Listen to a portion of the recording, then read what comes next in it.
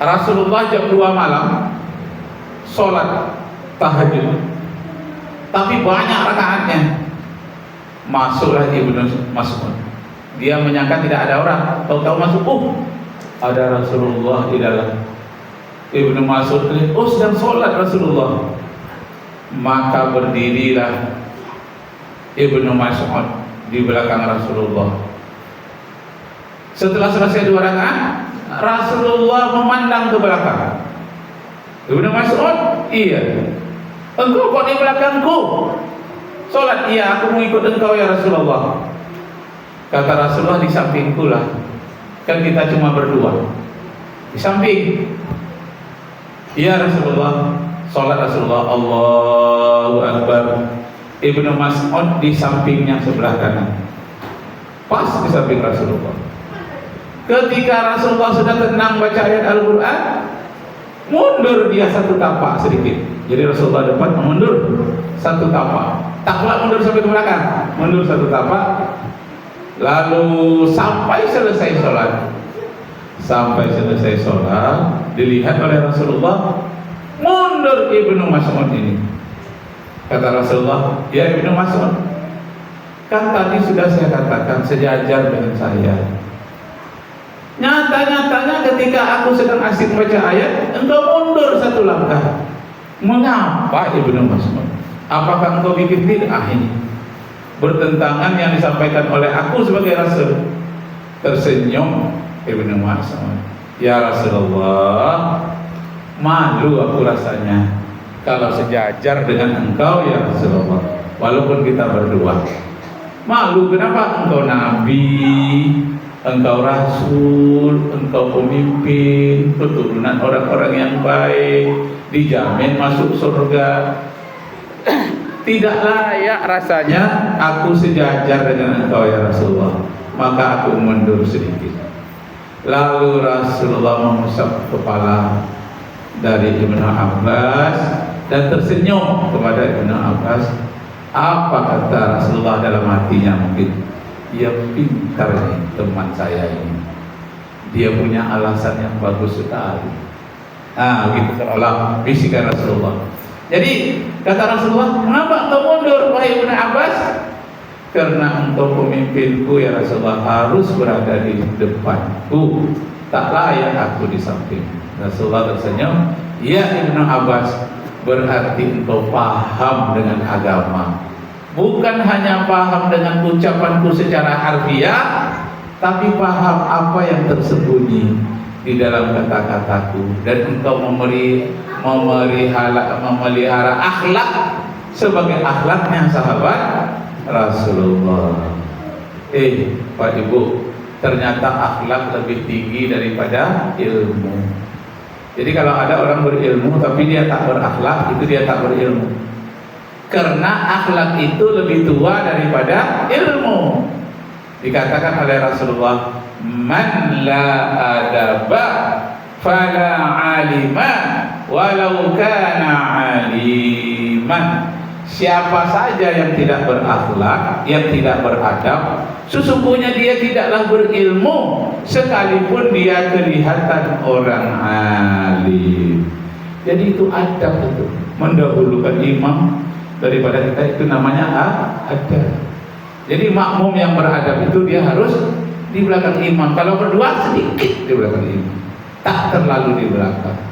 Menurut hadis yang disampaikan oleh Rasulullah melalui tadi Ibnu Abbas. Maka kepada Ibnu Abbas yang pinter tadi, bukan hanya yang tersurat tapi yang tersirat di dalam kata-kata Rasulullah itu, diajarkan 2 doa kepada Ibnu Mas'ud oleh Rasulullah. Pada ayat pertama, amalkan doa ini ya Ibnu Abbas. Ya apa? 1, Allahumma faqih, Allahumma inni faqih fiddin. Ya Allah, berikanlah aku pemahaman yang dalam tentang agama. Allahumma faqihna fiddin. Ya Allah, berilah kami pemahaman yang dalam tentang agama. Jadi bukan tentang paham begitu saja, pemahaman yang dalam. Maka ilmu yang dalam tentang agama namanya ilmu faqih atau ilmu fikih. Kalau di Malaysia orang nyebutnya ilmu fiqh, fikih dari kata yafqahu, faqaha, yafqahu. Nah, maka Rasulullah menunjukkan lagi ayat-ayat Al-Quran yang mengandung doa. Rabbi shrah li sadri wa yassir li amri wahlul 'uqdatam min lisani yafqahu qawli. Yafqahu qawli, agar orang betul paham secara dalam qawli, apa yang aku ucapkan. Itu adalah doa Nabi Musa alaihi salam bersama dengan Nabi Harun, yafqahu qawli. Jadi dua doa yang diajarkan oleh Rasulullah jam 3 malam kepada Ibnu Abbas. Yang pertama, Allahumma faqihna fid din. Ya Allah, berikan kami pemahaman yang dalam tentang agama. Yang kedua, Allahumma 'allimna ta'wil. Ya Allah, berikanlah kami penafsiran, ilmu untuk menafsirkan ajaran-ajaran agama. Jadi hadis Nabi ada pelajarannya, tafsir hadis. Al-Quran ilmu tafsir Al-Quranul Karim. Tentang sholat ada ilmu tafsir bacaan sholat. Bapak Ibu sudah dapat bukunya, tafsir bacaan sholat. Saya pernah ke Jakarta. Saya 20 tahun bolak-balik Jakarta Pekanbaru. Jabatan saya waktu itu namanya Widya Iswara, Departemen Pendidikan RI. Saya satu-satunya Widya Iswara Provinsi Riau bagian pendidikan agama di Kemendikbud. Jadi bolak-balik saya dari tahun 2000, bahkan dari tahun 99 tahun 2000, berarti 22 tahun saya berada di lingkungan Kemendikbud, menatar guru-guru, kepala sekolah, pengawas. Nah, itu pekerjaan saya. Jadi di Riau ini rata-rata kepala sekolah dari SD, SMP, itu rata-rata yang ikut penataran kemarin itu kurikulum 13, itu ketemu dengan saya. Bulan puasa saya banyak di Tanjung Pinang, di Batam, menatar K13. Sekarang sudah berubah jadi kurikulum Merdeka namanya. Saya tidak di kantor lagi, pensiun ya. Nah, baiklah, Prima Darman. Jadi di antara guru-guru tadi yang banyak guru olahraga, guru matematika, nggak ada satupun guru agama. Apa katanya, Pak? Karena Bapak guru agama, dosen agama, tolonglah buatkan tafsir bacaan-bacaan sholat. Tahun dulu dah saya sampai juga kan kepada Bapak. Sekarang kita ketemu lagi, buat apa? Nah, itulah saya buat tafsir bacaan-bacaan sholat secara detail.